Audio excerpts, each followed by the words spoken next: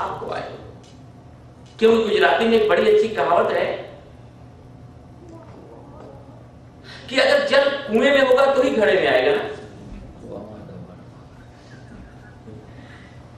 कुआं में जल होगा ही नहीं तो घड़े में कहां से आएगा।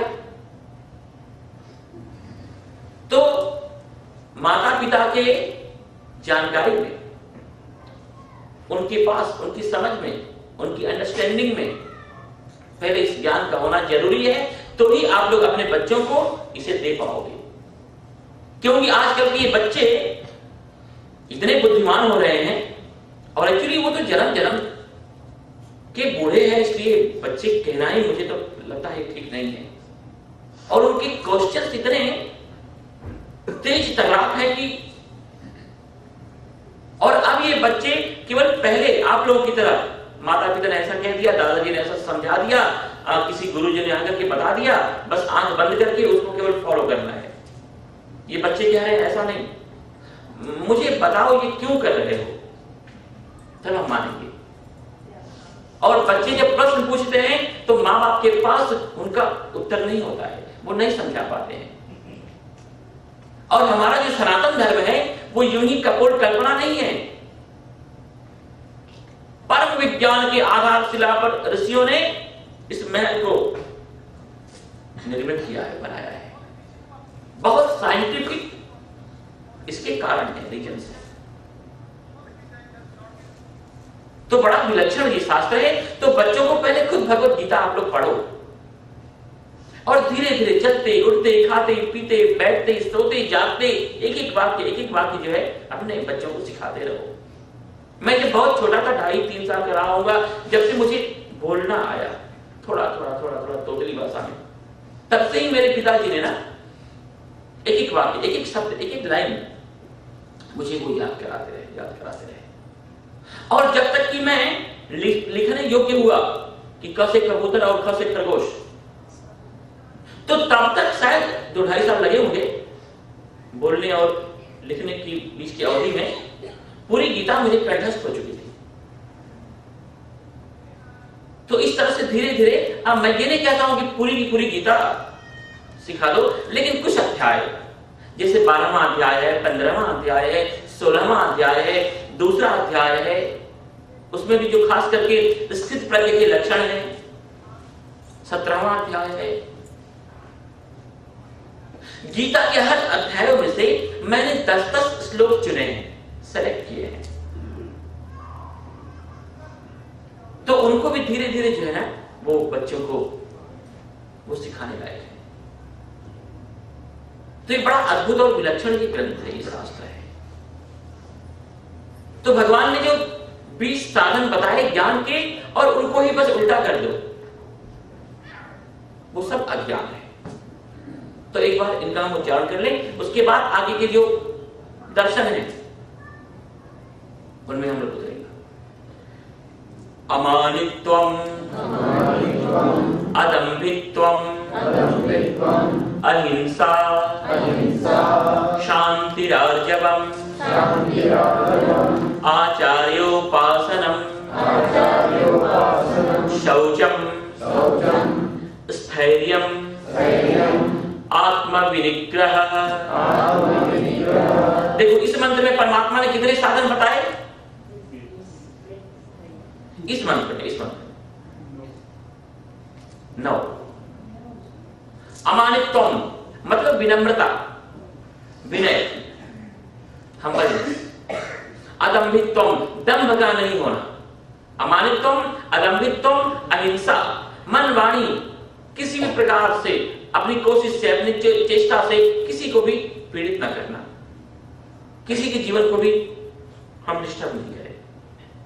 अमानित्वम, अदम्भित्वम, अहिंसा, शांति, क्षमा भाव, आर्जवम ऋजुता, सरलता, और आचार्योपासनम, शौचम पवित्रता, स्थैर्यम आत्म विनिग्रह। कितना वो? 9। बार बार इनको घूटने से, इनका स्मरण करने से, इनका चिंतन करने से ये आपके दिलो दिमाग में, आपके हृदय में, आपके मस्तिष्क में, आपके व्यवहार में, आपके जीवन में, आचरण में ये सूत्र उतरेंगे और आपके अंदर एक बड़ी मस्ती चढ़ेगी, बहुत मस्ती आएगी इन मंत्रों में, क्योंकि सारे के सारे मंत्र जो है ना परमात्मा के श्रीमुख से, उनके हृदय से निकले हुए हैं। ये केवल शब्द नहीं है, केवल ये पुस्तक नहीं है, केवल ये कागजी मामला नहीं है। भगवान ने कहा कि पार्थ, गीता में हृदय पार्थ, मैं अपना हृदय तुम्हें दे रहा हूं। दूसरे मंत्र में भगवान ने बताया इंद्रियार्थेषु वैराग्यम, इंद्रिय के जो विषय हैं उनको अच्छी तरह से समझ जाना।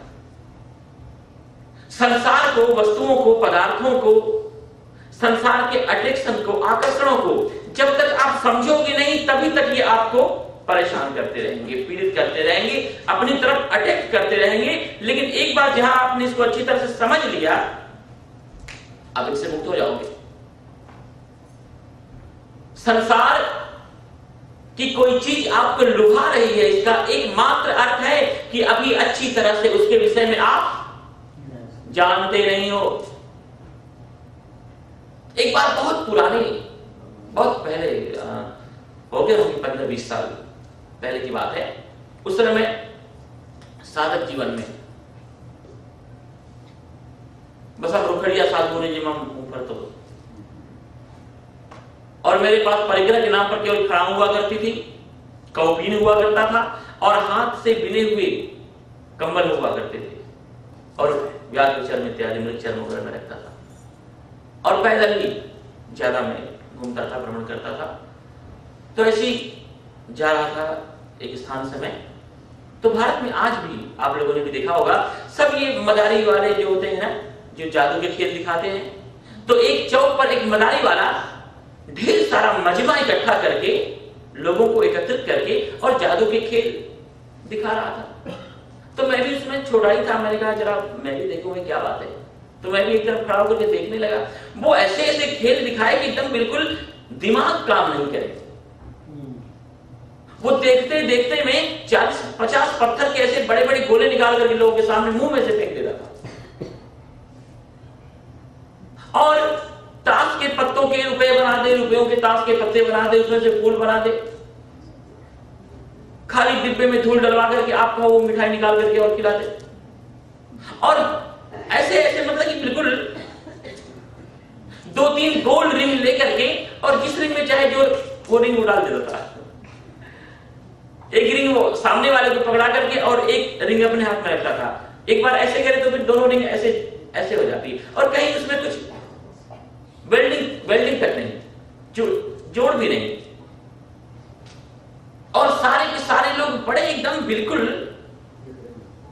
आश्चर्यचकित होकर के उसके जादू के खेल देख रहे थे। और मैंने कहा सोचा एक बार तो कि ये सीखने जैसा है। लेकिन उसके साथ जो एक छोटा सा लड़का था ना, उसके चेहरे पर बिल्कुल कोई आश्चर्य की रेखा नहीं थी, और सभी पढ़े लिखे लोग आंखें फाड़ करके देखे जा रहे थे। जब खेल पूरा हो गया तो उस छोटे से बच्चे को मैंने बुलाया, मैंने इधर आओ। तो उसने कहा क्या है? तो मैंने कहा देखो ये जादू की जो खेल दिखा रहा था, सभी लोग बड़े आश्चर्यचकित होकर के देख रहे थे और मैं भी, लेकिन तुम्हारे चेहरे पर कोई आश्चर्य की रेखा नहीं थी, क्यों?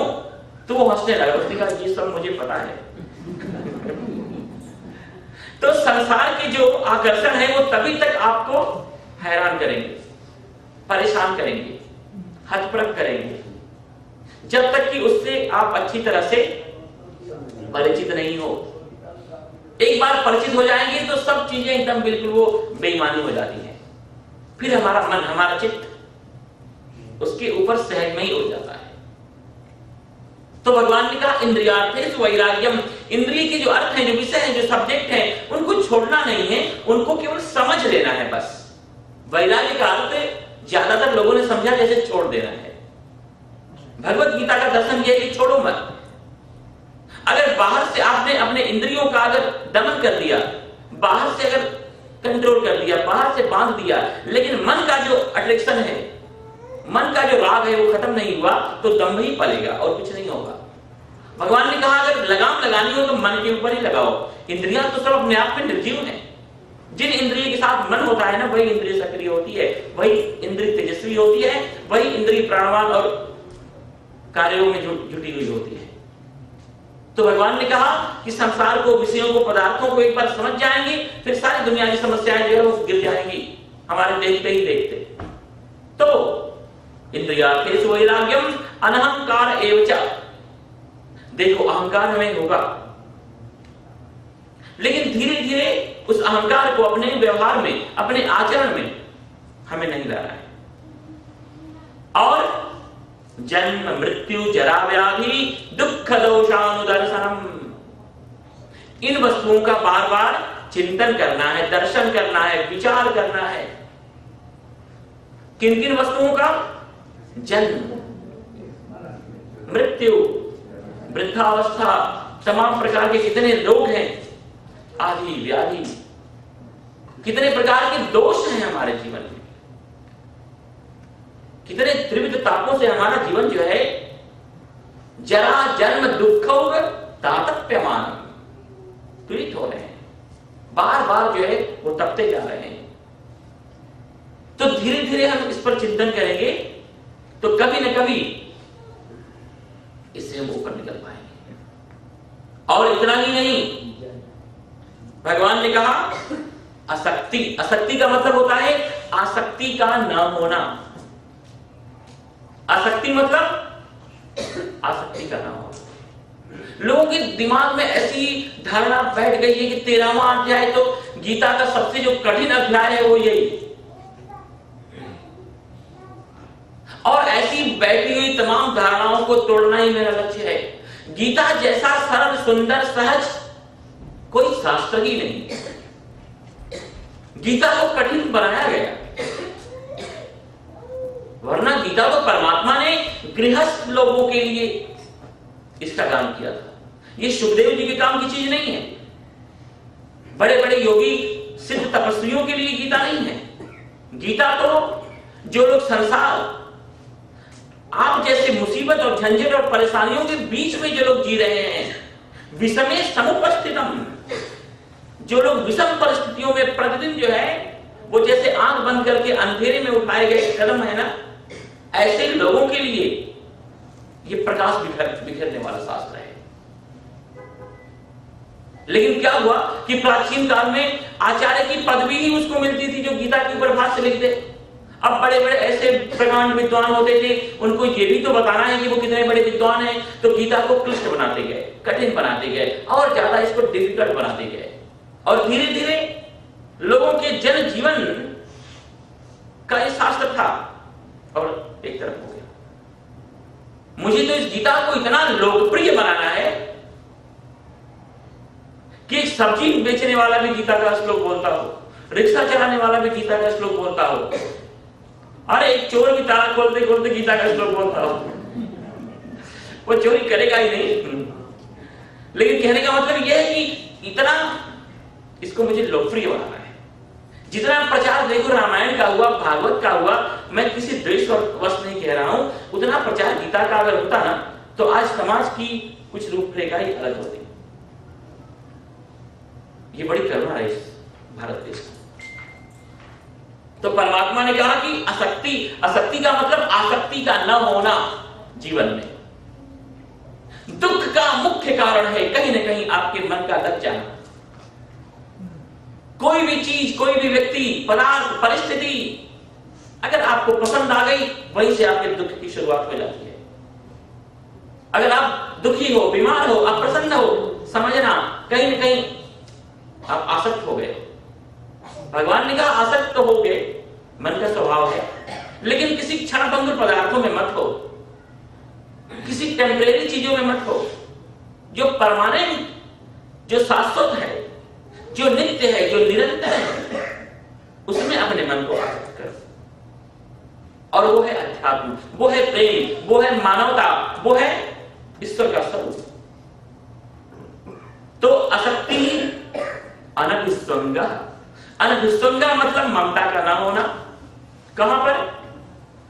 पुत्र, दार, गृह आदिषु, पुत्र के अंदर, पत्नी के अंदर, और घर आदिशु मतलब सारे संसार की हर प्रिय चीजों को भगवान ने इसमें रख दिया। पहली बात देखो, मैं बार बार कहा करता हूं, दृढ़ करने के लिए एक बार फिर से कह दूं कि हम लोगों के लाखों करोड़ों जन्म हुए हैं, और उन लाखों करोड़ों जन्मों में हमें लाखों करोड़ों घर मिले हैं, माता पिता मिले हैं, पुत्र मिले हैं, पति और पत्नियां मिली। वो तो भगवान ने अच्छा किया कि हमें पूर्व जन्म की, पिछले जन्मों की स्मृति नहीं दी। अगर 2, 4, 10 जन्मों का हमें याद होता तो किसकी किसकी आप चिंता करते, बहुत मुश्किल हो जाती।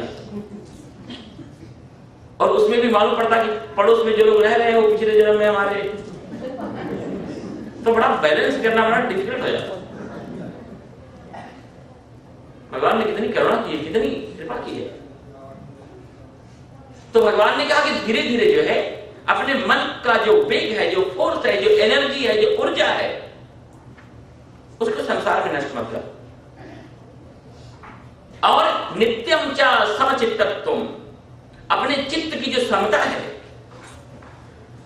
हमेशा अंदर से इष्ट और अनिष्ट, प्रिय और अप्रिय की प्राप्ति में समान रहो। क्योंकि अगर कोई भी चीज आपको प्रिय लगी, वही आपके दुख का कारण है। किसी चीज के प्रति आपको द्वेष अगर जागा, जीवन डमाडोल हो जाएगा। तो प्रिय और अप्रिय, अनुकूलता और प्रतिकूलता दोनों से ऊपर उठ करके हमें चलना है। परमात्मा ने कहा कि ये पार्थ नित्यम च समचित्तत्वम, नित्य हमेशा डेली कंटिन्यू चित्त का सम रहना। किसमें? प्रिय और अप्रिय की प्राप्ति में। कोई प्रिय मिले या अप्रिय मिले, कुछ अनुकूलता मिले या प्रतिकूलता मिले, अंदर का जो बैलेंस है उसे मत लूज करो, उसको मत गंवाने दो, उसको मत जाने दो। क्योंकि दोनों चीजें अलग नहीं है, एक ही सिक्के के 2 भाग हैं। क्योंकि यहां तो व्यवहारेण जायन्ते मित्राणि वस्तथा, न कश्चित कश्चित शत्रु, न कश्चित कश्चित मित्रः। यहां कोई किसी का प्रिय नहीं है और कोई किसी का यहां पर अप्रिय नहीं है, लेकिन अपने व्यवहार के कारण ही जो है हम एक संसार क्रिएट कर लेते हैं, निर्मित कर लेते हैं।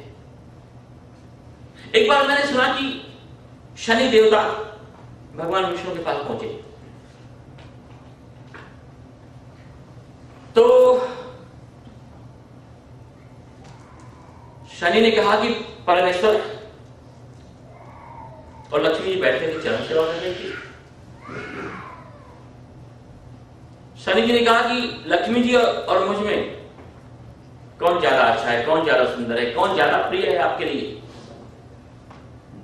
अब भगवान का एक नाम माधव है, और माधव नाम की वजह से भगवान की सिंह राशि होती है।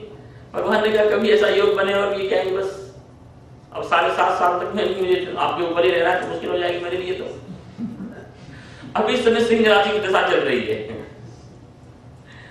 जहां कहीं भी ग्रहों की मूर्ति इत्यादि बने हुए देखना, मंदिर में लोग कम होंगे, लेकिन वहां पूरा टोड़ा ना टोड़ा बड़ी ने परिक्रमा लोग कर रहे हैं। तो शनि ने कहा कि कौन ज्यादा दोनों में से प्रिय है। अब भगवान ने कहा कि शनि देवता को नाराज करें ये भी अच्छा नहीं है, लक्ष्मी जी नाराज है तो भी अच्छा नहीं है। तो भगवान ने कहा अच्छा ऐसा करो आप लोग कि दोनों जरा थोड़ी दूर तक जाओ और फिर जरा लौटो, फिर हम बताते हैं। फिर दोनों ने ऐसा किया। भगवान ने कहा शनि देवता आप तो जाते हुए बहुत अच्छे लगते हैं, और लक्ष्मी जी जब आती है ना,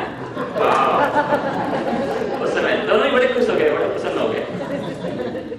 तो भगवान ने कहा प्रिय और अप्रिय दोनों में इक्वल रहो, किसी का पक्ष मत लेना, क्योंकि जो आपका प्रिय है ना वो अप्रिय हो जाएगा कुछ समय के बाद, कुछ कंडीशंस ऐसी पैदा होंगी।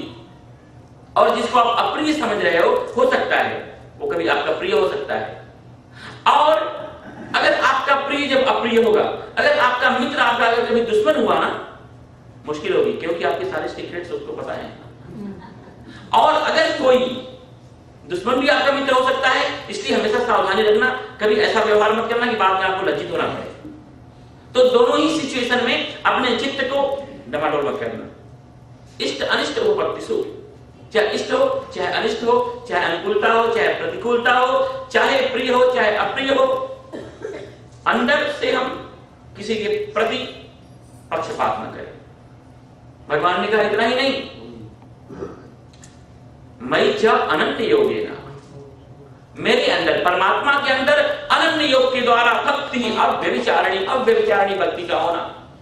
अव्यभिचारिणी भक्ति मतलब कि भरोसा केवल एकमात्र परमात्मा का, ईश्वर का, अध्यात्म का, और कहीं भी भरोसा नहीं। भगवान की पूजा करते हो, भगवान को मानते हो और परिक्रमा जाकर कर रहे हो शनि की। अरे ये शनि है कौन, किस चिड़िया का नाम पे? मैं बार बार कहता हूं कि देखो ये जो ग्रह है ये वैसे ही है जैसे पुलिस वाले ठीक है, चाहे तो परेशान कर सकते हैं, लेकिन परेशान भी तभी करेंगे जब आप कुछ गलत हो, कुछ रॉन्ग हो।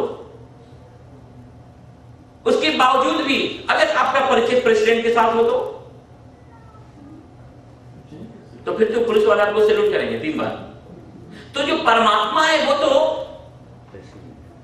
प्रेसिडेंट है, मालिक है इस जगत का। तो अगर इस प्रेसिडेंट के साथ, जगत के मालिक के साथ जुड़े हुए हो, उसके साथ अगर आपका रिलेशन है, तो फिर क्या किसी से डरना। देखो मंदिर जो है ना वो ज्ञान की पाठशाला है। दुनिया के सारे भ्रम तो यहीं टूटने चाहिए, लेकिन यहीं अगर भ्रम हमारे मन में अगर स्थापित किया जाता हो तो मंदिर का मतलब जहां परमात्मा का ही साम्राज्य हो। लेकिन क्या मुश्किल यह है ना कि हिंदू जनता बहुत प्राचीन काल से ही भोगी और डरपोक जनता रही है, पब्लिक रही है। पूरा इतिहास उठा के देख लो, जो हिंदू प्रजा है भोगी प्रजा है, और जो भोगी होंगे वो डरपोक भी होंगे। अरे बड़े कम ऐसे बहादुर होते हैं जो धर्म के लिए, अपनी सभ्यता के लिए, अपनी संस्कृति के लिए अपना सर्वस्व सोहर कर देते।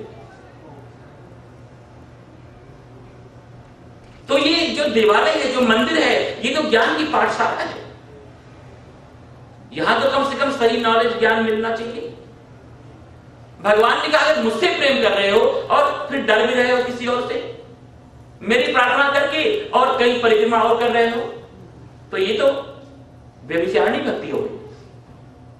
जब एक बार अपना जीवन भगवान के साथ आपने जोड़ा है, ईश्वर तत्व के साथ जोड़ा है, अध्यात्म के साथ जोड़ा है, तो दुनिया की कोई भी ताकत क्यों ना आ जाए। एक आयत है कुरान में, इस्लाम में,